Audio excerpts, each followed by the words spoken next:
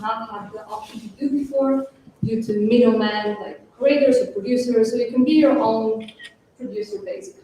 And having been on both sides as a creator, because I worked as a creator for 2 years, and as a creative and wanting to put my work out there, I know that those two worlds tend to think very independently from each other. One is pure profit, the other is expressing themselves. So blockchain kind of merges that way of thinking and seeing how you can market yourself and your work, basically. And super exciting as well that you can learn in the space. You can learn from each other. There's constant innovation happening. There are more and more things literally every day that are being invented. So those are like just empowering yourself through new technologies, the way to go and build community. So we're going to go to some basics, probably some of you are familiar with, but nevertheless, it's important to go over it again. So what is blockchain, basically? Blockchain is decentralized, transparent digital ledger. It is decentralized when we talk about, which that means that there is not a central authority that governs it. So whether it's a private company or government or authority. So it's very independent and collective based. It does enable crypto, hence cryptocurrency. It is borderless community, so it can be accessed anywhere, anytime, and you can have different creators collaborating with each other from all around the world. It is trustworthy and transparent, so it's a digital ledger which is open, which means that users can access all the information, all the transactions that are happening within the space, which is amazing if you think about it. And it does allow us to make new blocks, and it is secure because it is decentralized, meaning that it's very, very difficult to be hacked or compromised or just server to fail because it is stored in multiple servers. Having said that, we're going to go to what we hear. What is NFTs? So NFTs, to put it simply, are non-fungible tokens, stands for non-fungible token, and they're unique digital assets. They could live within the digital world. It could be found. They could be also physical assets as a land certificate or tickets. So NFT uses blockchain technology to prove its ownership and ownership of content. So creators have the ability to create NFTs and to earn royalties for the future, let's say in the secondary and further market. Unlike end collectors of these NFTs are able to prove the ownership and validity of the NFTs. So what are actually fungible, non-fungible? It's very complex. For me, myself, also at the beginning, I was like, what is that? So to put it simply, we have fungible, which is cryptocurrency, and it's something that is changeable. So you have one Bitcoin and one Bitcoin. They basically are the same. You can trade it, you can use it to buy, to purchase items, you can donate, you can send money. Fungible within classes would mean that they are interchangeable in certain contexts. For example, if you have tickets for a concert or for an event, you can transfer those tickets, but within the specific parameter of the event. And non-fungible tokens, which are the NFTs that we'll be speaking, are unique. So they have, I like to think that they have a story behind. So it could be an artwork, it could be an experience, and they're very unique. So there's no interchangeability between them. Having said that, there is this question, okay, is NFT cryptocurrency? The answer is obviously no. NFT is a token, so there is a difference in that. And despite the popular belief, NFT can be also a physical item, which means that it can exist in the physical world as well. And there are a lot of examples of unique assets, and there are even more and more getting out there, which is very exciting because even I didn't knew that some of them actually can be tokenized.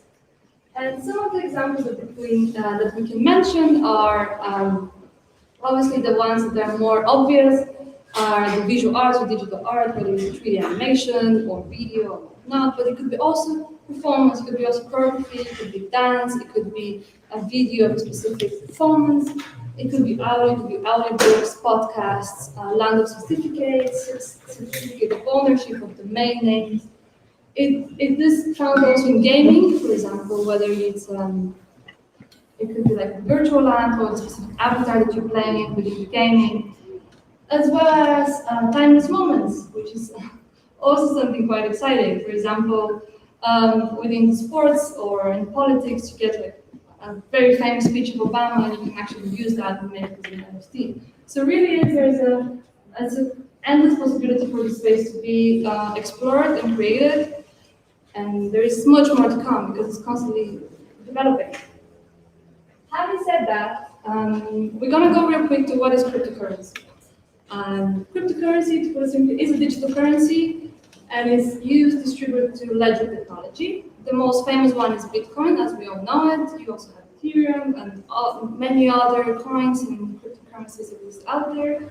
And users usually start in your crypto wallet, whether it's MetaMask or Binance or any other choosing. So, as a quick side note, so how you can actually safely store your crypto.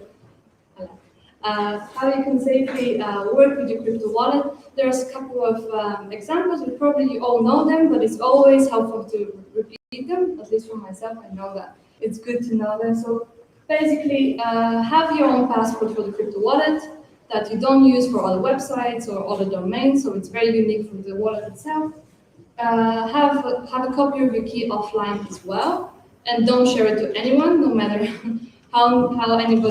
anyone asks you to do it. And of course, always update your devices, whether it's your iPhone or computer or whatnot. So those are like basic things that you keep in mind, also for other security reasons within the space. So we went real quick, what is cryptocurrency, what is NFT? So to summarize, we have cryptocurrency, which is a currency, digital one. You can purchase things. It could be used as a currency within the digital space. Unlike NFTs, which are unique digital assets that could be created, it have a significant meaning behind them and story, and could be also artworks. So, what are the key benefits? I'm talking all about this, but at the end of the day, it is helpful to have it compartmentalized in your mind what actually helps for us, for creators, and not only. So, as you mentioned, it is secure, which means that it's unstoppable. It's almost impossible to be compromised. It's censorship resistant. It is transparent.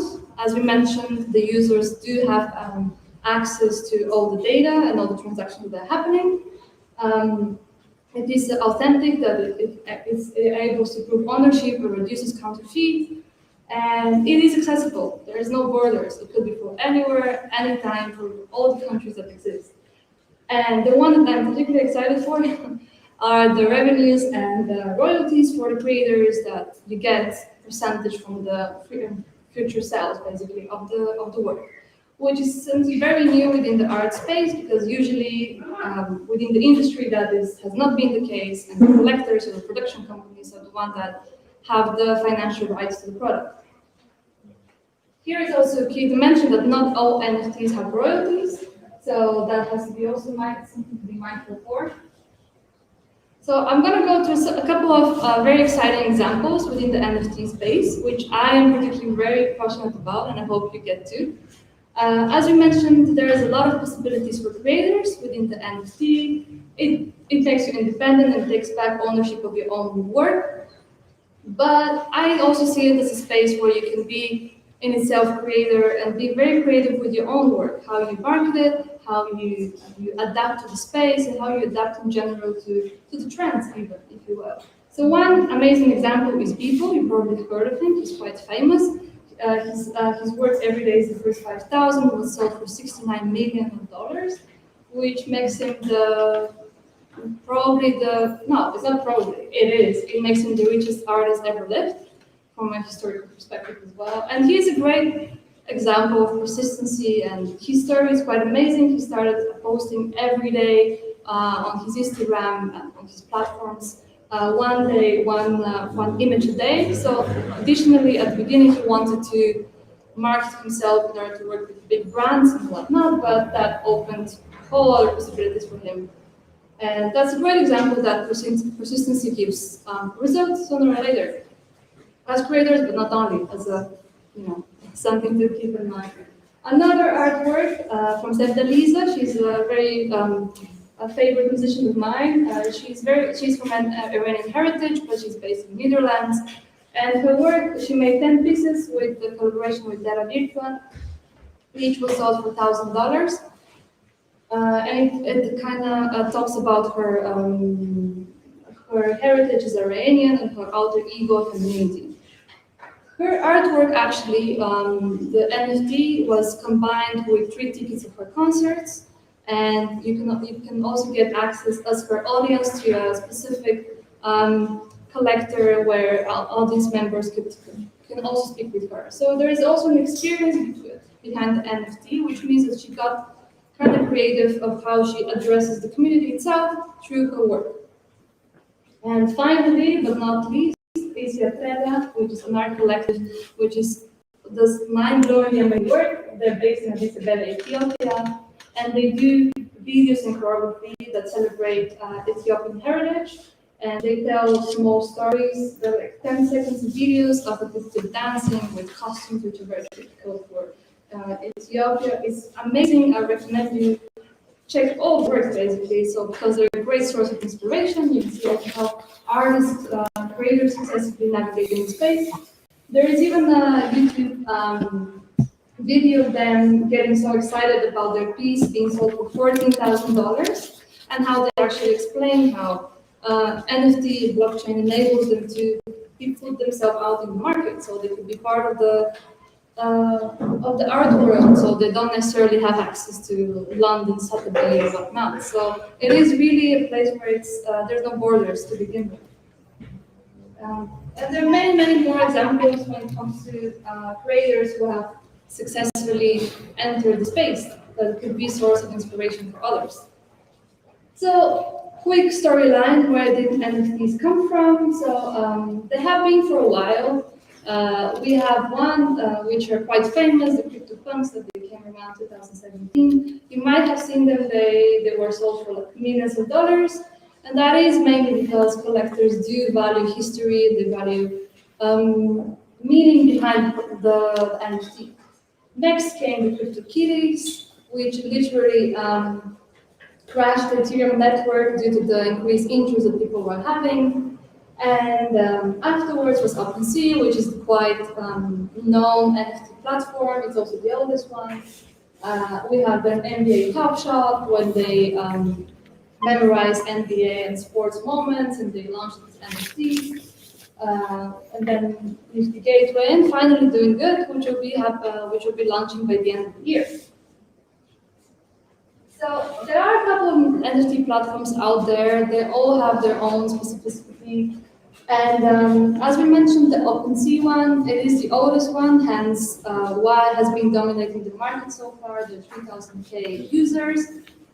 There are a couple of setbacks, as it is being the oldest one. Of course, there are things that it needs to, get better, basically. One of which is, for example, the data is stored in a centralized server, which basically means that if ever the server gets compromised, the data potentially could fail or even be lost, which is not great for NFT creators. It is also based on Ethereum, which it's not particularly sustainable. As you know, Ethereum uses proof of work algorithms, which we'll talk about it in a bit. And we have other platforms which are foundation variable. They're also based on Ethereum. Nifty Gateway, as it is more celebrity-based, because there are a lot of celebrities and a lot of entrepreneurs, especially in the last 6 months to 1 year, that have been gaining more and more interest within the space of the NFTs, and it's getting more and more there. So, and then Nifty Gateway is kind of like serving their needs, if that's the way to put it. And DoinGud is also soon to be an NFT platform, which it is based on Polygon, which is proof of stake, which is significantly more eco-friendly. So as I mentioned, NFTs are very popular across different industries, and it's getting more and more there. Fashion is one of it, so you have Dolce & Gabbana, you have Bulgari that are launching their own exclusive NFT collections, as well as more independent fashion designers that are into it more.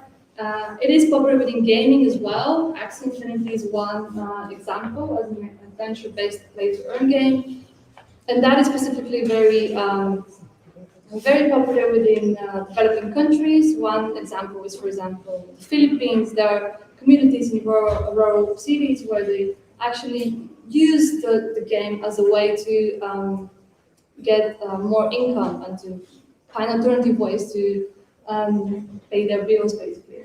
And finally, it's also quite involved within the impact, social impact organization institutions. Carbon Drop, for example, raises 6.6 million for Open Earth Foundation, and there are more and more examples, including DoinGud, which will be collaborating with social impact organizations. There are also other industries that are looking into it, one of which is film.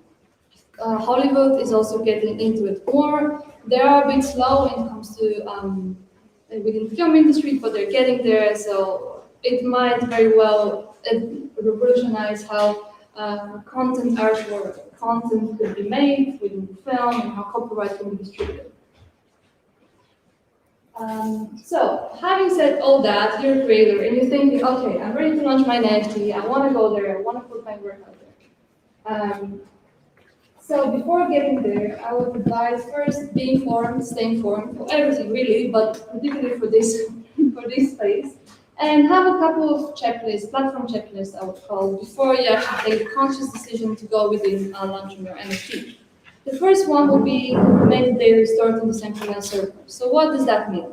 That means that it's secure, and if anything happens to the servers, the NFT is not going to fail and the data is not going to vanish. Then there are no gas minting fees. I would suggest that you probably don't want to have extra bills adding to your already project that you're thinking maybe or maybe not is going to launch. The platform accepts fiat, which is basically the normal money, it's debit or credit. It has sustainability measures that we talked about earlier, meaning that the platform uses proof of stake rather than proof of work. And a quick side note, what is proof of stake and what is proof of work? There's a lot to unpack there. We're just going to go real quickly. Proof of work is basically where miners are using very, very energy-intensive computers to solve complex algorithms in order to be part of the building network. So that usually means that there is a lot of energy used within the space, and there is this argument that is not particularly eco-friendly, which is fair, but also it's important to mention that this technology is very, very rapidly evolving, and proof of stake is significantly less energy induced, because unlike proof of work, miners are actually staking tokens in order to be able to be part of the network, and the stake tokens are used as a security deposit. So in comparison, there is much less energy used. And one blockchain that uses proof of stake is Polygon, which, unlike Ethereum, is much more eco-friendly. Going back to the platform checklist, we have option to choose your royalties from, percentage of it, very important, especially how you want to navigate your future sales, whether it's going to be 5% or 10%, that is entirely up to the creator and up to the collective if it's a collaborative work. I personally feel that the platform is much more inclusive and user-friendly if there's no crypto experience that is needed, because obviously there are creators that are very savvy within the space, but there are not, some are not. So that's kind of a place that you can actually also communicate with different people and you can ask questions. And it's also community-owned, which is also optional, but it's definitely better to be a DAO included within the process. So having those checklists in mind, which platform the creator is going to use is entirely up to his choice, and going to DoinGud features more specifically in detail. So first, it is sustainable and eco-friendly. It is based on Polygon chain, which is blockchain, which uses proof of stake rather than proof of work. It is a place where you can collaborate with different creators. That means, for example, if you have a collective 10 people want to create an artwork, you can collaborate together or individually, and the split of the sales automatically are split between the people. Has a resilient storage. The metadata is saved in decentralized storage rather than the centralized one. As for example, OpenSea, which is served on the centralized one, and has more potential to be compromised. This one is decentralized. It is a place where it's community-owned and it's created. It is DAO, where people are being part of the process, whether it's a collector, a creator, or the team itself. it's an amazing community where different people and different creators and different people from the industries connect, whether it's live as meetings like this one, or it's online on our social media channels, Discord or Telegram or whatnot. And it's a very open space. I find myself in general the NFT community throughout the world. It's something. It's because it's so new and people are still learning. You can go there and just ask questions, make suggestions, ask for feedback. It's a place that is very inclusive, which I feel very passionate about. And finally, but not least, it is completely transparent within the transactions, because the most exciting thing is actually that there is a percentage of the sales which are go to social impact organizations of the creator's choice, which, yeah? Yeah. Which is something that it's completely 5% at least. Yeah, thank you for. So the minimum is 5%, but that is something that could be altered as well from the creator's choice. And that is something that's completely transparent and could be traced from the user. So, as we spoke about the social impact organization, that is an example how potentially the platform will look like. And it is exciting because DoinGud, it is collaborating with different social impact organizations, as well as if the creator is specifically passionate about any or a cause that is also connected to the work itself, it's very welcome to bring that on board as well. So there is really this almost like a living organism that is here to support different people from different industries, specifically when it comes to people who are less privileged than we are in the Western world, let's say. Coming back to another example, how the platform will be looking like, as you can see, user-friendly and quite straightforward and designed and minimalistic.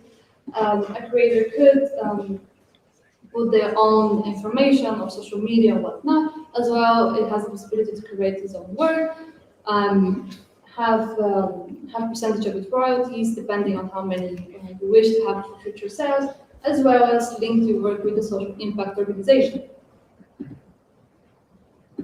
And yeah, so having all said that, probably is a lot of information for some of you.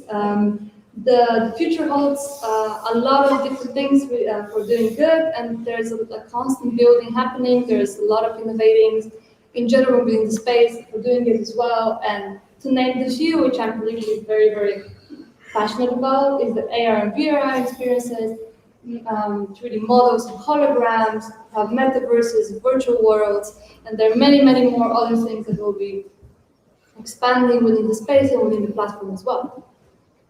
And yes, that is more or less my key for the presentation. Thank you so much everyone for listening.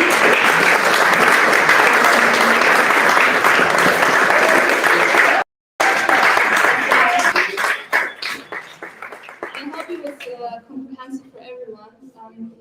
Do keep in mind that we're gonna be keeping we're gonna have these meetings happening more. And if you want to have more experience and more information about it, or you just want to connect, feel free to add me on Telegram or Instagram. I'm happy to answer your questions or give information for future events. And yes, up next we will have Q&A. So since we are quite the group, which I'm very excited we have so many people. What I would like to do, I would encourage you to do as well, is to scan this QR code, and then we're going to go to Discord, where on the hashtag event, we can actually ask their questions. Or if you have any comments that you can ask now, or you can have it then later after you have processed the information.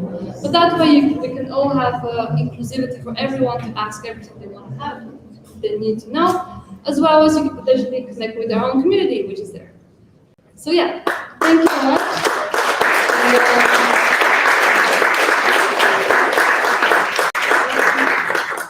We do have other people from DoinGud team, and if you have any questions regarding the Discord, I'm happy to help as well. I could also walk around, and afterwards we're going to take 2 to 3 minutes to ask our questions. You can type your question within the event, and then we also have a meeting that we can get to know each other, present each other, talk to the team, and all. Thank you. Can we give one more round of applause to Violeta for taking it?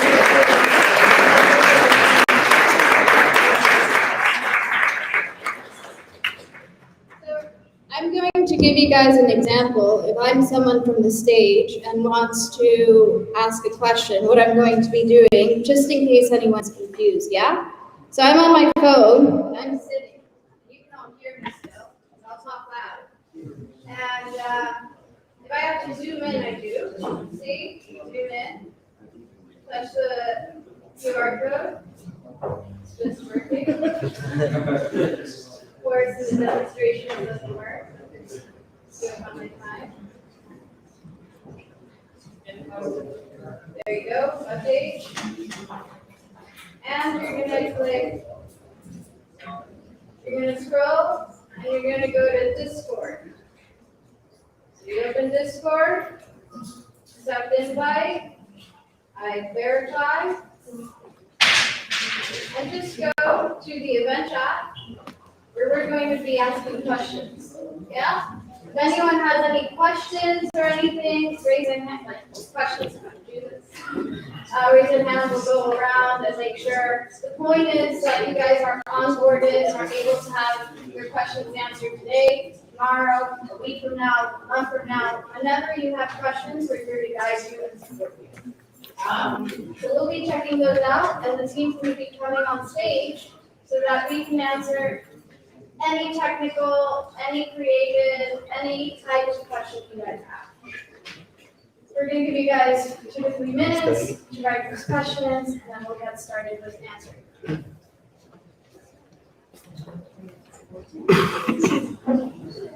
¿Y ahora qué?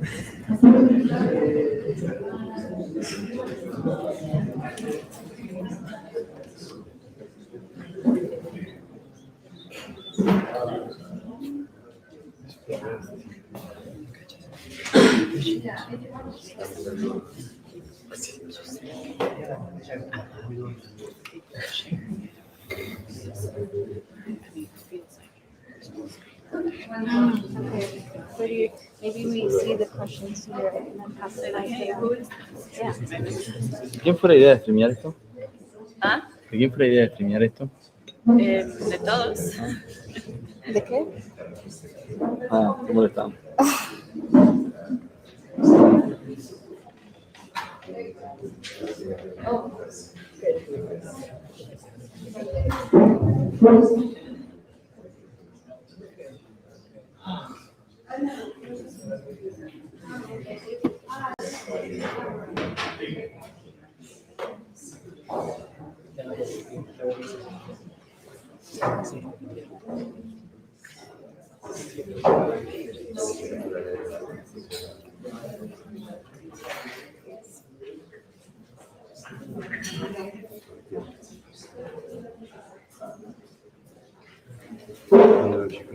Yeah.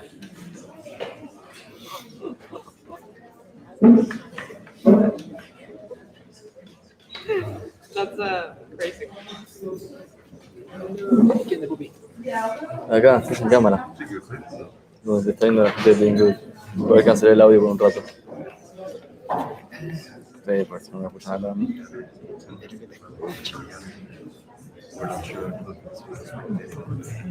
La gente, ¿eh? Sí, viene gente. Boludo, ¿sabes lo que hicieron igual? Pusieron en la lista no pusieron límite de gente. Entonces se anotaron 150 personas. Pero es que me jode, porque mira, si es una Vino justo la gente que... No son las personas igual, son varias. claro, porque se ponen con límite, o sea, siempre falla el 60-70%, falla mucha gente. No viene. Claro, Hay o un sea, eso fue Adrian hoy. Ah, escuchate esta, bien bizarra. Adrian agarra y me dice, yo tipo, che, boludo, estoy yendo a Barcelona, ¿puedo quedarme en tu casa? Sí, no, entonces yo tipo, me llevo a ir de acá, a veces desayunamos juntos, Crypto Relations, fuimos a almorzar. Hicieron las casas. Sí, yo ya lo quiero, boludo. Igual voy a aprovechar y le dije, tipo, hijo de puta, le dije, tipo como, sos un te pusiste muy cabrón en un momento, se lo dije y lo sabe. Bueno, me dice, tipo, me estaba poniendo mucho peso encima, yo me volvía loco y pero tranqui, todo bien. Que yo igual le dije, como, mira, yo soy un motivo por ser beca, te odié demasiado, pero realmente me asustaba mucho. Pero nada, fue gracioso. Se lo compartí con ella. No, muy gracioso como se quedó. ¿Y se queda aquí en tu casa? No. Ah, no, perdón, que se queda en casa. Ayer vino anoche. Ayer. Ayer vino en la noche. Sí, y no, yo ya creo que una amiga, también, esto es familia, estaba bien con vos, pero con vos no trabajo, esa es la gran diferencia. Esa es la gran diferencia con vos, boludo. Sí, ¿qué onda? ¿Ahora van a tener que hablar ustedes? Yeah, and also like Sí, no sé. out loud, right? Yeah. Fa. Se me olvidó. Está bien. No, la hija de sí.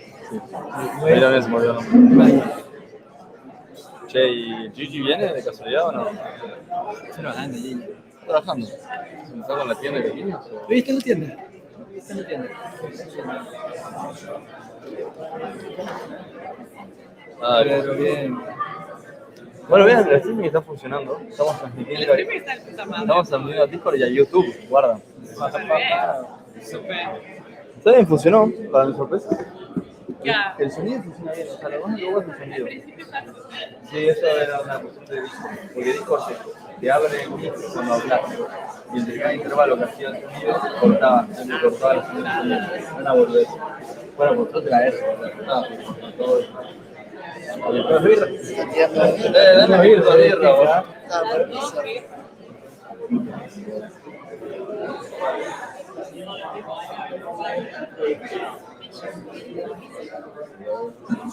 May I get you a sticker? I did get one.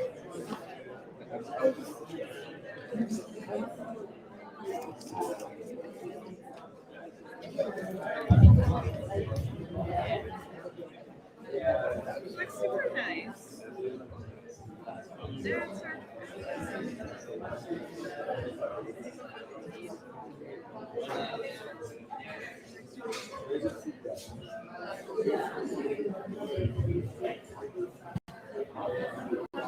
you can ask.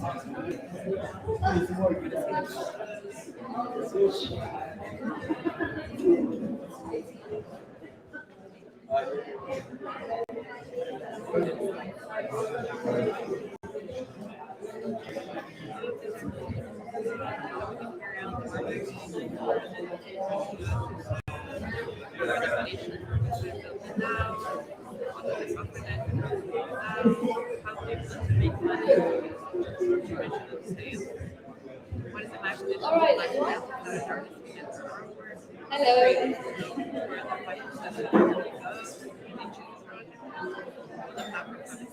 Can you hear me all? If you can, say thumbs up. Thumbs up.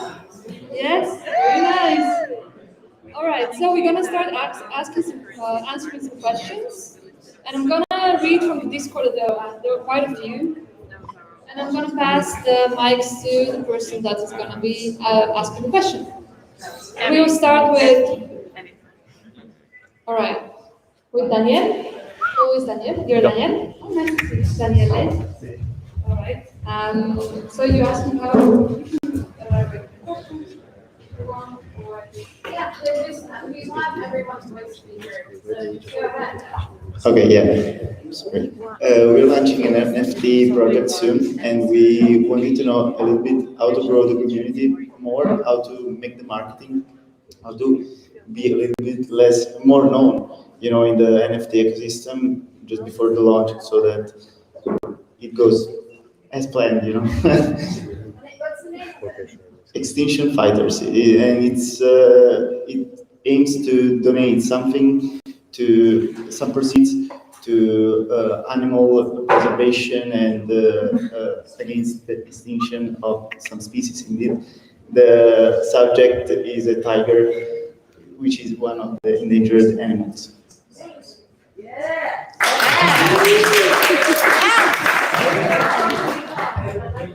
So you're launching an NFT. Is it an NFT? But it's an NFT that you're on. Okay. So some tricks and some advice for marketing and community and when you're building this. The most important part is definitely tell a story, right? And understand who is really going to care about this at the end, right? While also making incentives and an experience for the community, right? So if you're launching this NFT and it's going to benefit wildlife or a tiger, or at least I think you said, think about what experience you can give those who are going to participate to support this NFT and this tiger, right? So are they going to be able to get something in return? Maybe they can go to some conservatory and have that experience. If you make certain number of sales, then maybe you unlock a certain type of experience. Maybe they can go over there, right? While also joining Discord, making sure like different Discord channels that have impact-focused communities that you can find different collectors on there because you want the collectors to engage. You also want to make sure that you're on Twitter, right? Twitter is crypto Twitter where everyone is on. And it's very important that you're able to join Twitter spaces and have a voice so that others in the community on Twitter are able to understand what your mission is and what you're trying to do. In addition, as well, of course, if you're able to get any media publication or anything like this always helps. And the most important part is people want to get to know your team and the artists, right? When collectors are looking at collecting an NFT, they want to understand the story, they want to understand the artist, they want to understand the team, because at the end of the day, they're putting their funds in you guys and trusting you guys.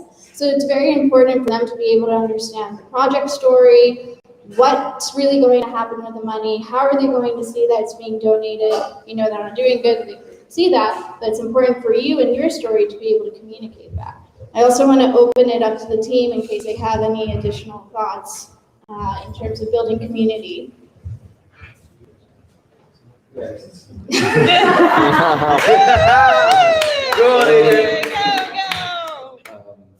Yeah, I think you can just look at what we're doing and try to do the same. No, yeah, it's like, I don't know. Yeah, you run events, create content. I think the best way to think of it is probably how can you add value to the overall community? Like, why would people care about what you're doing? And I think the only way is like to think, what can I do different that nobody else is doing? What can I bring to make that wall like stronger, like that community stronger? I think that's what we're doing in our cases, doing a lot of education, a lot of events, a lot of online events, offline now that COVID is fading out. Video content, written content, audio content. And yeah, I think just connect with the community, like not just within your events, but in other people's events. Have people in your project going out and connect with everyone.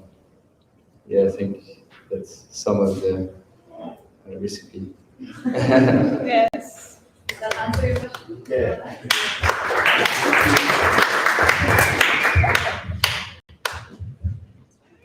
Super happy to have additional DoinGud team to answer all this. Like, thank you so much for being here.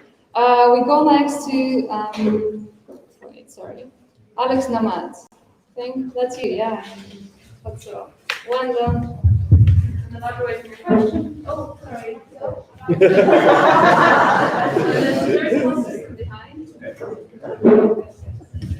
Hi everyone, I'm Alex, NFT marketer, consultant. So it's very nice to see a lot of people here from NFT, and that's very exciting to see faces that want to learn, faces that want to be in this world, right? So I wanted to ask just when you guys launching? I don't understand if you guys already launched or if you are about to launch soon. Yes. So the next question I have, like, usually into crypto projects, NFT project, is a token connected to that? Are you guys planning to launch a token as well? Maybe you explained that beforehand. I didn't understand that. And how is going to the token to be connected as a utility to the project?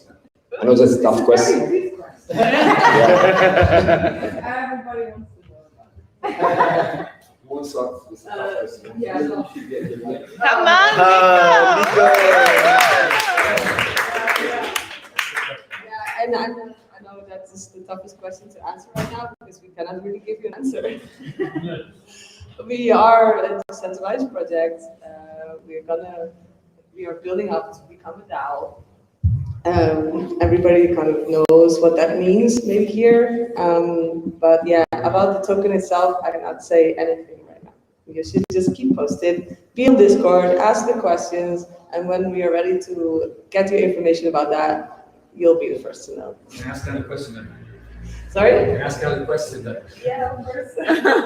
So how do you guys feel about Coinbase launching an NFT marketplace? Is that something that you feel as a threat, or something that is actually making you feel more excited?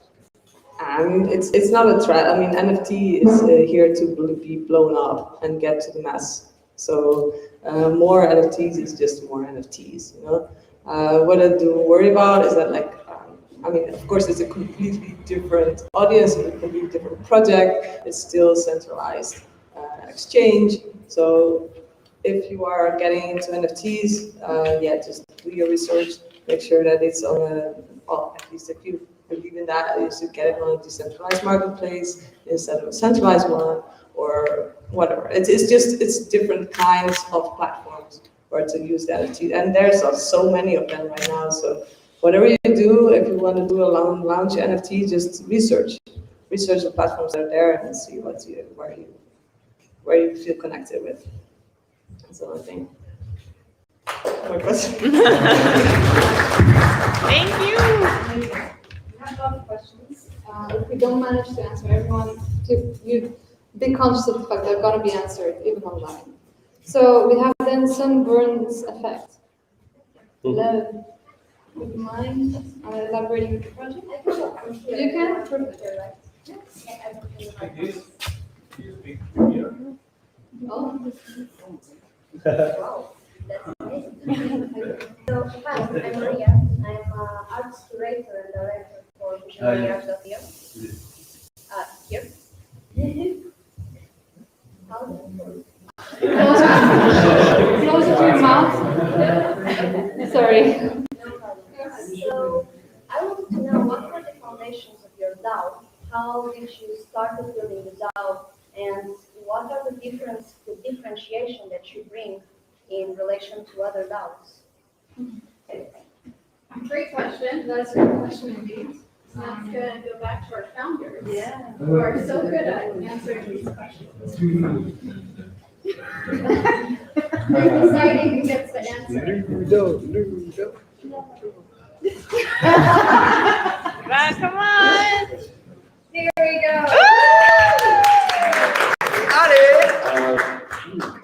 Yeah, we can't really answer everything, but again, it's a story, right? So it comes out of Manu getting COVID, right?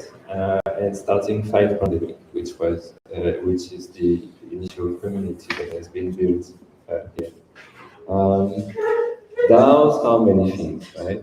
You could make a dictatorship out of a DAO. So here's a community DAO. So it's a community first that wants to build great DAOs, right? So I will resume it that way. And that's the path we are going through, trying to be also as much compliant as possible with regulators, etc. in the process of doing such. The same ways, you could say, even Ethereum is some kind of big DAO, right? So that's our path, community-driven and oriented, with multiple steps to go there and align and get all the green lights, etc. Just a question. So there's no hierarchy in your DAO, right? Absolutely no. Yeah, no, it's not launched, right? It's going to be multiple steps of releases here, starting with first platform by itself, and decentralizing it by releasing a couple of updates on the softwares, etc. And we are working really hard on some principles that we basically allow this DAO decentralization from the beginning to some extent before launch, but I can't say really much more officially right now. Can we talk about the governance? Yeah. Well, but you know, yeah. Let's go. Yes,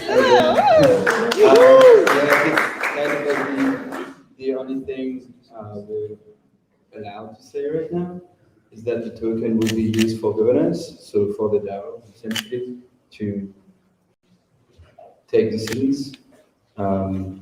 So, for those who don't know, DAO is a decentralized economics organization, which is a fancy name for the new generation of cooperatives, kind of thing. And the way people take decisions is through owning a token. So the most naive implementation is the more token, the more voting power, and more advanced implementations are a combination of reputation. So the actions you take on the platform having a certain weight, and then that weight is combined with how many tokens you own, and that results to your voting power. So the idea, maybe that was too complicated. I don't know. But the idea is that your reputation combined with the tokens you hold gives you voting power in the DAO, so in the project, I suppose. And at first, typically you launch a DAO with very simple decisions. So it could be as simple as saying like, hey, we're gonna do I don't know, community retreat in 2 months. Where should it be? And then all the members of the community vote on where it could be and decide where it could be. And then gradually, typically, you give more and more decision power to that DAO. So the next month, the next decision could be 6 months. Well, not 6 months, but like gradually, like 6 months later, it could be that this decision is like, hey, we have to decide how much money we give to people organizing events for the next 6 months. And then we give options like, should we allocate like $50,000, or should we allocate $100,000, or should we allocate $150K? And then the DAO decides this, and so on. And the idea is that gradually, essentially, you know, like in a normal company, you would have like a board of directors who takes decision on everything that matters in the company. Well, the idea is that that is dissolved and these decisions are taken by the community. So that's the first aspect of the use of the token, that's the DAO, but then there will be much more.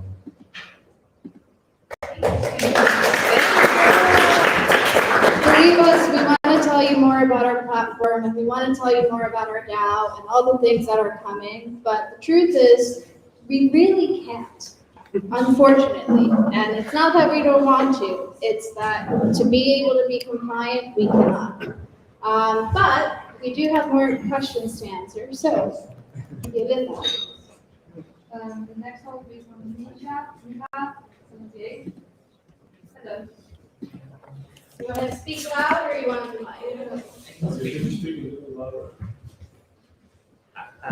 I have a very simple question, like how do you plan to make money?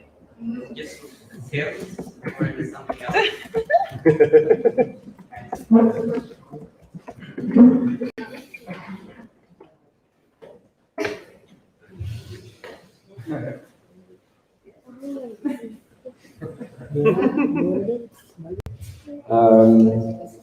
We're going to launch a DAO and a foundation through that to representing the legal side of the world, right? That doesn't understand DAO yet, basically. And the goal to make money here, we don't basically.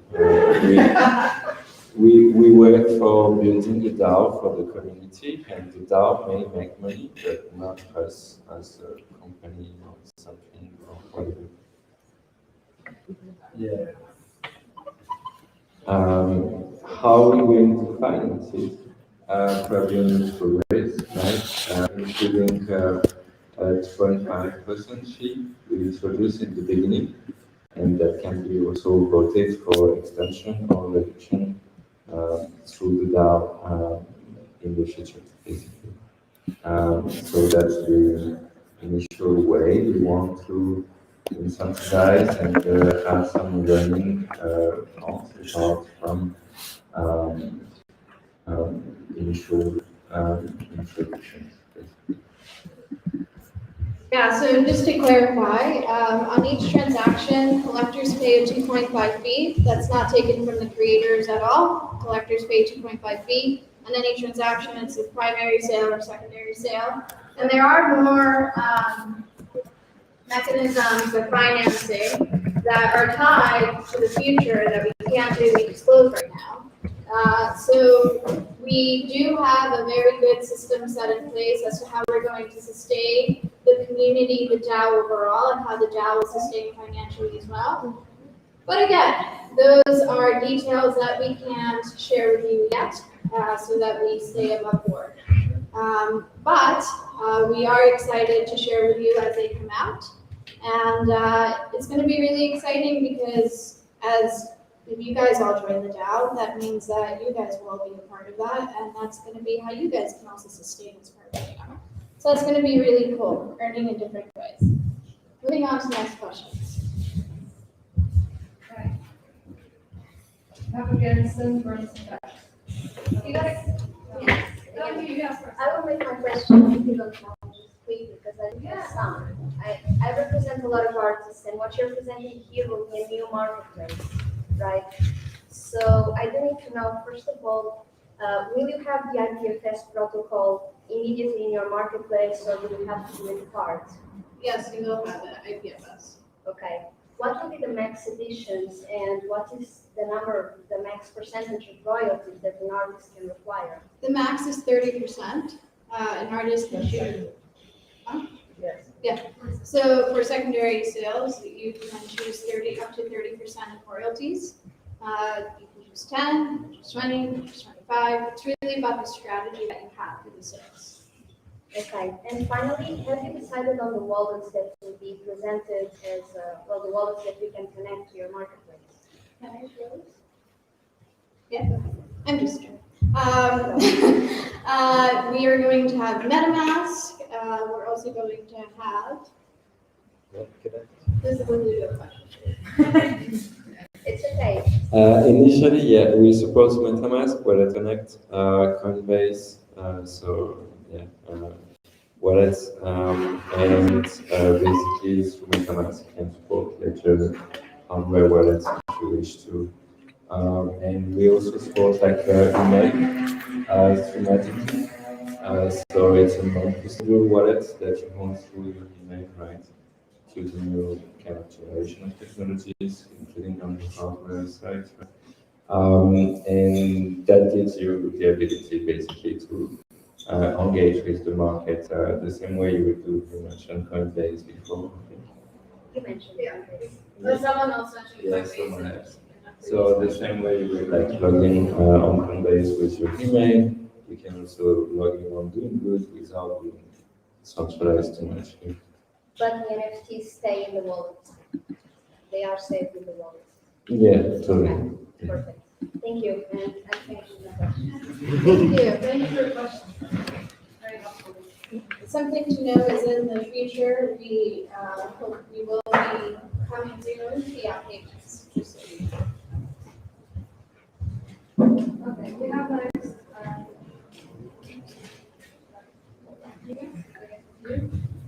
Your answer was answered by community leader, but I think it's also fair to.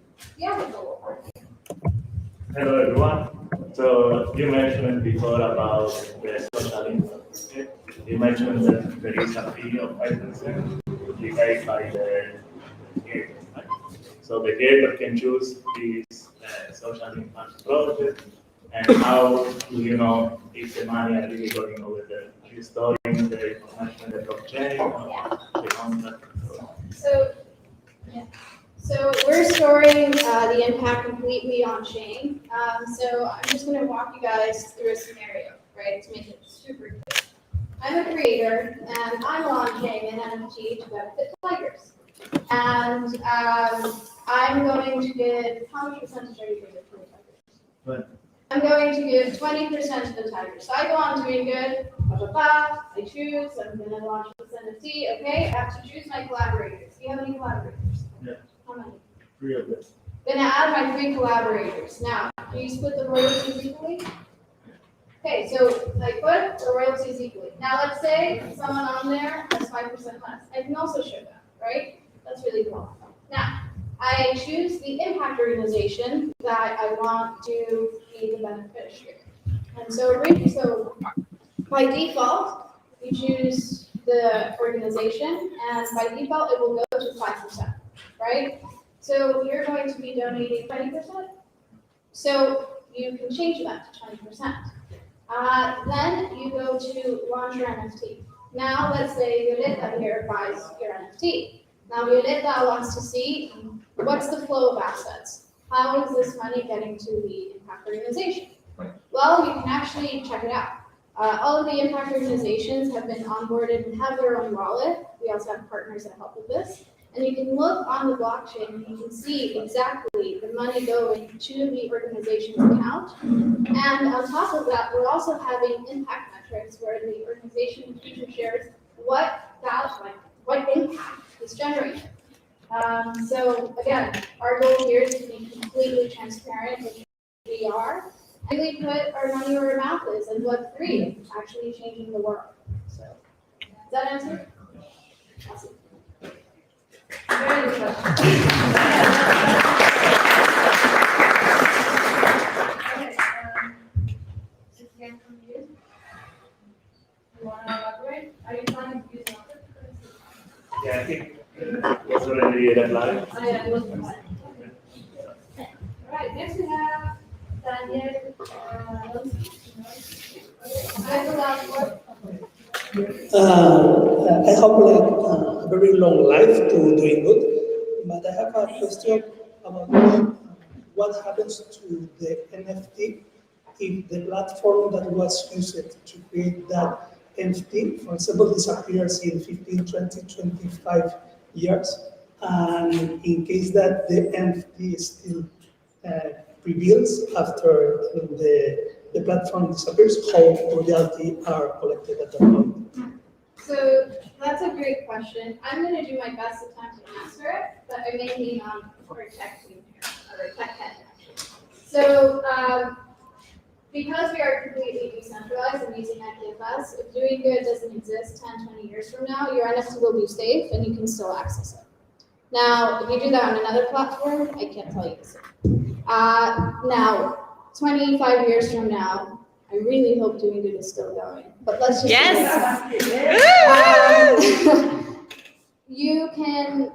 because we are interoperable and we have cross-chain compatibility, your royalties will be able to be transferred to that NFT, and you will be able to sustain, as that is a smart contract that was launched with your NFT originally. Cool. Did I answer it right? Cool. Yeah. I can have, but it's technical. It's technical, yeah. No worries. Okay, we have a last question. It's from Sarah and Anthony. Yeah?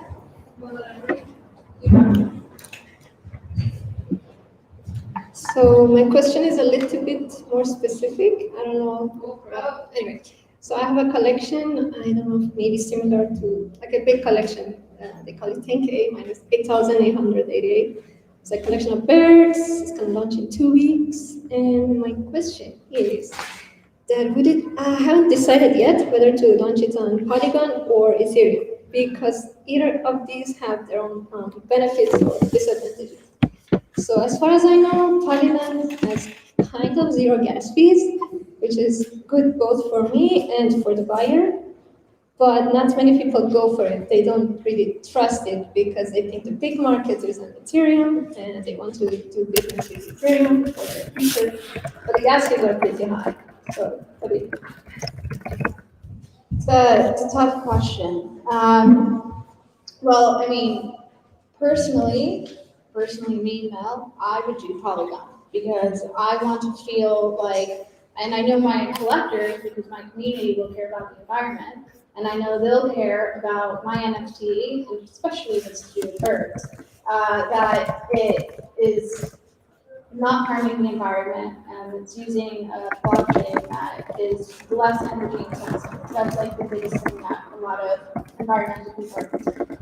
Other than that, yeah, I mean, majority of the market is on Ethereum right now because of course that's where it started, right? And there is a bit of a transition, but it's happening. And it's all about education at the end of the day. So educating your users, being able to have guides for them in case some of them maybe need it. Of course, it's not ideal, right? Because you may have some jump off rate. But it depends really as to what's important for you and your community, right? Is the gas fees, is the energy important, or is the ease and convenience important? And because there's been more and more developments done, doing good, you will be able to, have the ease and the compatibility and the peace of mind and all of this in the future. So, does that help you a little bit? The collectors, the buyers, they only care about credit. They don't see much revenue in Polygon. So maybe I can add context here. That shouldn't be an artist's choice, right? It's a collector choice. So some collectors may be wanting to have it on Polygon or on another chain, and some big collectors may want the first edition to be on mainnet, right? So that's why we're doing cross-chain basically, and that's a collector choice, and we give this ability. We want to get to the point where creators have this ability to mint where they want. Not as a choice from the creator because they want to be everywhere, right? But as collectors because we consider blockchain as well as storage. You mentioned IPFS, etc. Those are storage layers for NFTs that allows redundancy, etc. So we're gonna also plug with Filecoin, Arweave, for cold storage and long-term persistency, in addition to providing live distribution of the network, right? And the blockchain layer is the same for the six, right? The collectors, where do they care? So they will be able to mint where they care. Through lazy minting, we can allow this.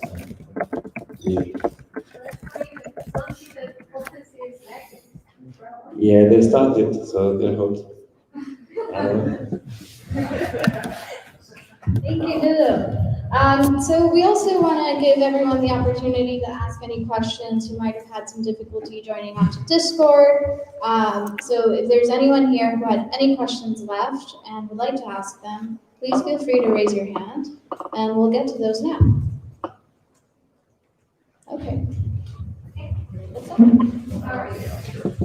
Hi, I saw on your light paper about credit cards. So I was curious at what point that comes in and how the potential collector wants to buy an art piece using credit card, KYC or not. So what are your policies about that? Because I've heard about a lot of laundering that happens.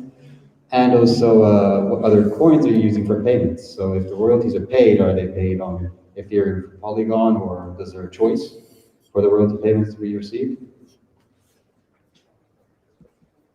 Thank you for that question. Lulu. Payments, credit cards. We actually, for now, use fiat on ramp solutions.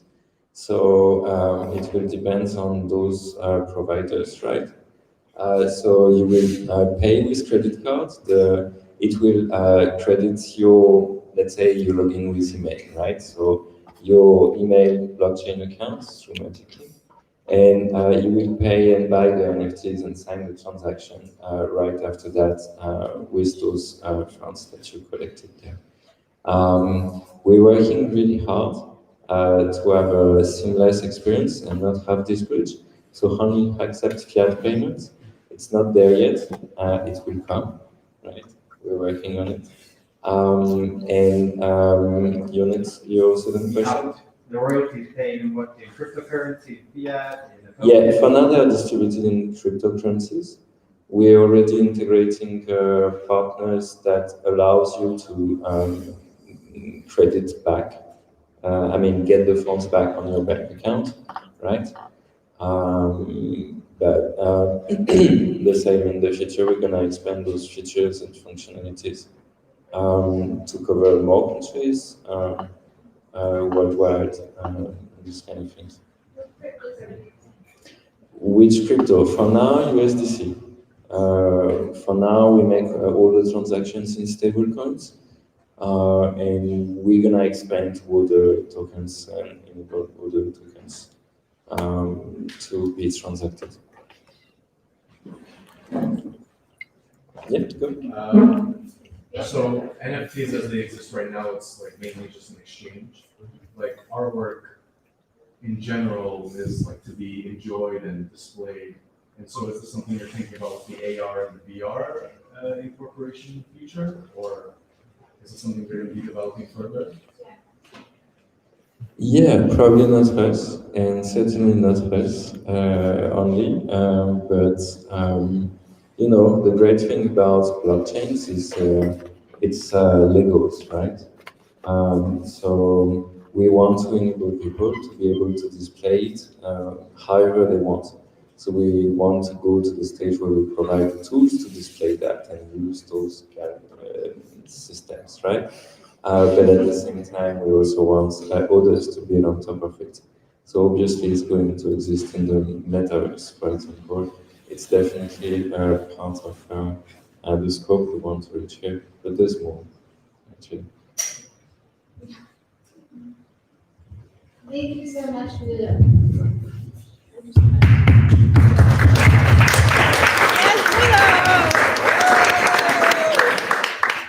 Okay, any more questions, guys?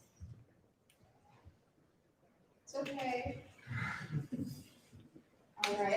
Alrighty. Thank you so much, guys, for all of those amazing and fantastic questions. If you have any more of them, you can scan the QR code, ask them on Discord. You can also follow us on Instagram or Twitter, send us a message. We're also on Telegram, of course. You can join our Telegram group, ask any questions whenever you'd like.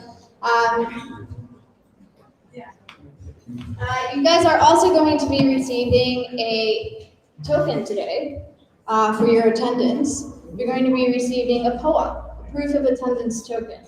So for those who sign their email addresses in the front, we'll be sending you your POA to your email. And we're really excited about this. And, this is one way that in the future, we're going to be rewarding the community. And from those POAs that you have, who knows, maybe in the future you'll be able to claim it for something or get some special perks. So make sure that you continue getting engaged with the community and earn more POAs. We also want to give a big thanks to Akasha Hub for hosting the event.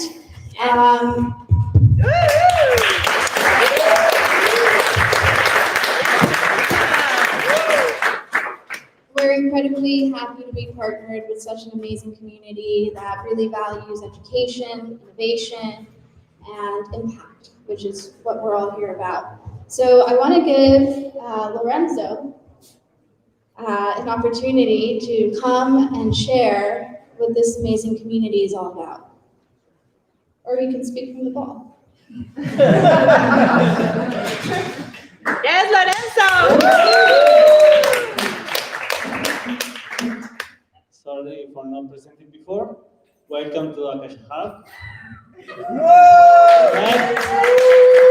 been 1.5 years almost without events. We are a community of people, self-organized, decentralized, obviously. We have a mindset of open source, sharing all our knowledge, sharing everything we can, and taking care of each other, and putting our money to maintain this structure that permits us to have events like this. So if you feel like supporting these activities, just you have a bote in English, I don't remember.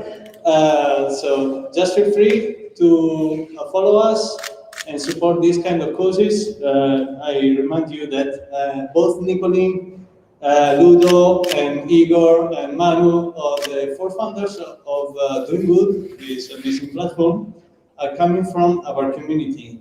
And this is an amazing honor to have this presentation today. This is going very, very good, doing good. Thank you very much for being here. Thank you. I hope to see you again here. Please follow us in our meetup group or in other networks as you feel. Telegram, we are there. Instagram, we are there. Even if we don't want, but it's like, you know that that's what it is, real, for building the future. So feel free also to come here. We have desktop. We are community. We have 2 places, and we want to build the future together, basically, and fly.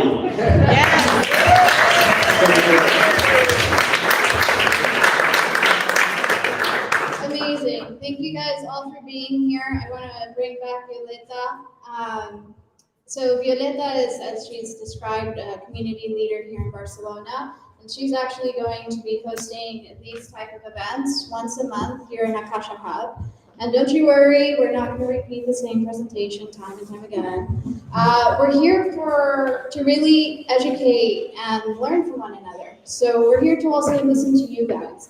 And it's really important for us to listen to what you guys want to learn about, what you guys want to hear, what questions you have, so that next time we're here, our presentation is perfect for you and really gets to the itty-bitties that you guys want to learn about. So make sure, if you're interested in attending future events and learning more and going deep down the rabbit hole of NFTs and decentralization, to comment in our events chat, to let us know in our Telegram or any way what you want to see next, so that next month when we come here, we have fun all over again. Yeah. Thank you so much for the amazing questions all and your attention and your patience. Thank you to the DoinGud team for answering those questions. And we do have some more time, so feel free to mingle and talk to each other, introduce yourself, be friendly, be open. We are all here to meet you, and I'm very excited that there's so many people turned up. As Mel mentioned, we will be having more and more of these events happening, different content, different questions, and yeah, stay connected. Thank you again, and yeah, let's go into meeting each other. Yeah.